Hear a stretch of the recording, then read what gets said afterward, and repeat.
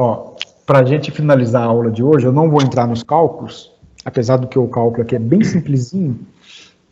É um novo tipo de embreagem, né, que a gente precisa de entender, para a gente arrematar o assunto de embreagem, depois a gente voltar para freios a disco, né, que é o seguinte, uma embreagem que é muito utilizada na indústria é a embreagem cônica, tá? A embreagem cônica, aqui tem um desenho dela, para a gente entender o conceito, é lógico que na prática ela acaba ficando um pouco mais complexa.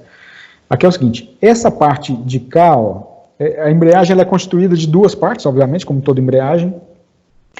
Essa parte de cá é chamada de corpo, ou também copo. Né, eu já vi alguns autores chamando de copo ou corpo.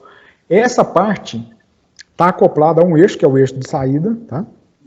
Ou seja, é o eixo motriz, é o movido, desculpa, e ele é acoplado aqui por uma chaveta, tá?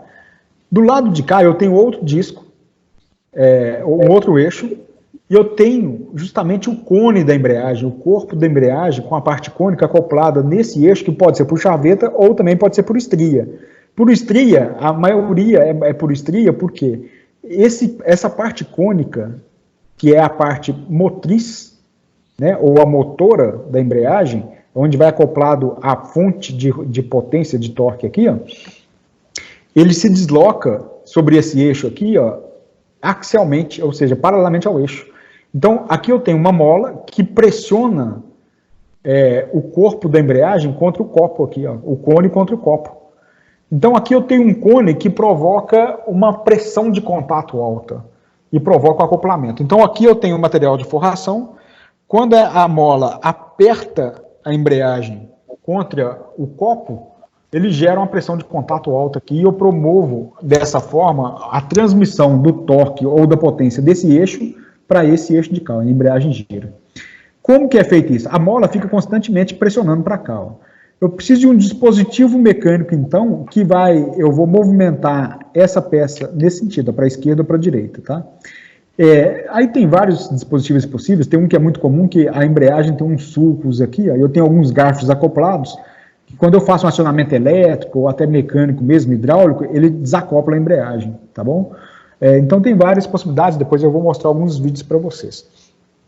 Essa embreagem é muito utilizada para rotações menores, e muito utilizada em indústria, por exemplo.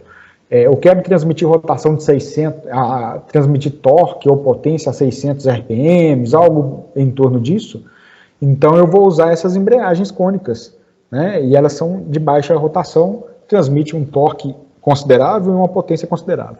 O ângulo do cone vai girar algo em torno de 10 a 15 graus, pode ser que a gente tenha 20 graus, 25 graus, mas geralmente são ângulos menores, tá bom? Quais são os cálculos envolvidos nessa embreagem? É bem simples. Tem um exemplo aqui, um desenho mais didático, tá? Imagina que aqui eu tenho o cone da embreagem, o momento de frenagem, ou o momento torsor, ou o torque, vai ser igual o fator de atrito, né, que a gente precisa do fator de atrito, vezes a força axial da embreagem aplicada, né, axialmente aqui no eixo de acoplamento, vezes o raio maior mais o raio menor. Então aqui eu tenho a medida do raio maior, ó, e aqui a medida do raio menor, dividido por 2 vezes o cosseno do ângulo alfa. Tem um detalhe que é o seguinte, esse ângulo alfa aqui está errado, não é esse ângulo alfa não. O ângulo alfa, deixa eu aproveitar aqui, eu já vou corrigir isso aqui, ó. O que é o ângulo alfa, gente? O ângulo alfa é o ângulo entre a força normal, deixa eu voltar aí para vocês, é o ângulo entre a força normal e o eixo Z. O eixo Z é o eixo aqui da embreagem. Então, eu vou até mudar aqui, ó. Opa! Aqui eu vou colocar o ângulo beta. Vou corrigir isso agora. É bom que eu já esclareço aqui. Inserir símbolo. Então, eu vou chamar isso aqui de ângulo beta. E vou mostrar para vocês onde que fica o ângulo alfa. Eu estou falando da força normal entre a normal e o eixo Z. Olha, onde que está a força normal aqui? Ó? Se a gente fosse colocar um vetor de força, ele seria isso daqui. Ó. Quer ver? Deixa eu trazer para cá.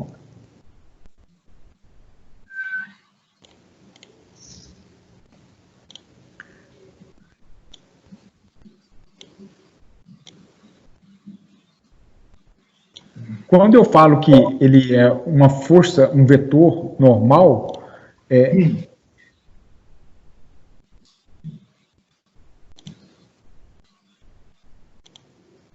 deixa eu trazer para cá, copiar. Vamos analisar o seguinte, ó.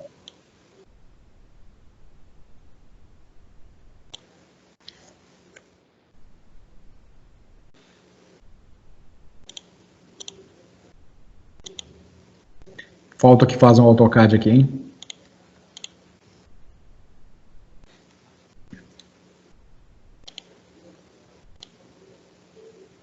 Vou colocar assim, depois eu faço o desenho bonitinho para mandar para vocês lá. Olha só. Suponhamos que esse ângulo aqui, ó, ele fosse de 30 graus, ok? Então vamos considerar que esse ângulo é de 30, esse ângulo aqui, ó, é de 90, esse ângulo aqui vai ser de quanto? 60 graus, não é? Isso daqui é a força de contato, porque quando esse cone entrar no copo, a pressão de contato gera uma força normal a essa superfície. Eu trazendo o pontilhado para cá, ó, em relação a esse eixo, esse ângulo aqui, ó, ele vai ser igual a esse ângulo aqui, lá da geometria chamado de alternos internos, né?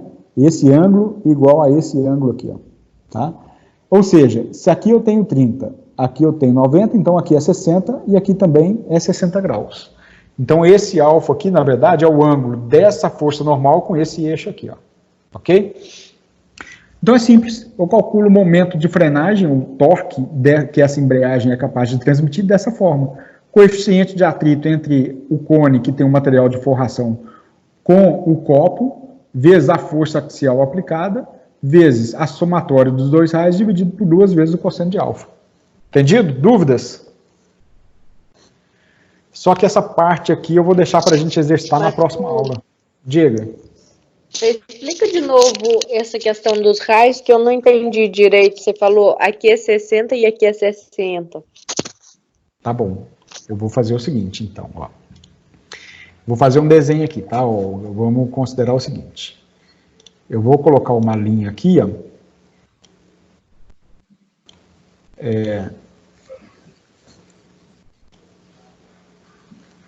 Para poder explicar um conceito lá da geometria, para a gente entender ali, ó.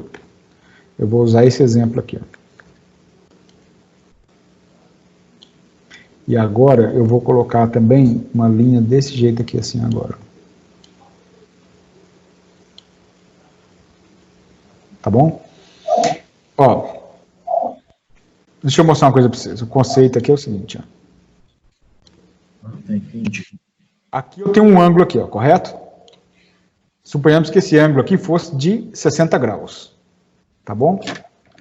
O ângulo aqui, ó, do lado de dentro aqui, também vai valer 60 graus. Esse é o conceito da geometria. Ah, sim, é os ângulos espelhados. Que é chamado de alternos internos. Tá? Ó, se eu descesse... Tem alguém falando aí? Eu acho que está cortando o áudio.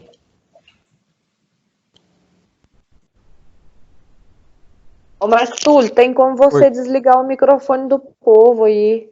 Tem o Adão, acho que está desde o princípio da aula com o microfone ligado. Deixa eu ver aqui.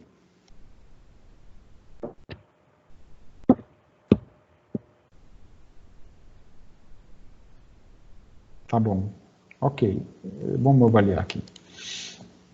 Bom, então, Olga, respondendo a sua pergunta, é o seguinte. Isso daqui é um triângulo retângulo, não é? Se aqui é 90, esse ângulo aqui é igual a 90 menos esse, não é? Aí eu tenho esse ângulo. E lá da geometria existe, como é que eles chamam lá? Um postulado, eles chamam tipo esse negócio é meio doido lá, postulado. Que esse ângulo é igual a esse ângulo aqui, ó, que é chamado de alternos internos. E é fácil de demonstrar isso. Se eu trouxer outra linha para cá, ó, aqui é 90. Suponhamos que aqui fosse 30. 90 menos 30 dá 60. Se eu tenho 60 aqui e aqui eu tenho 90, então aqui eu tenho 30, não é? 90 menos 30 dá 60, que é igual a esse.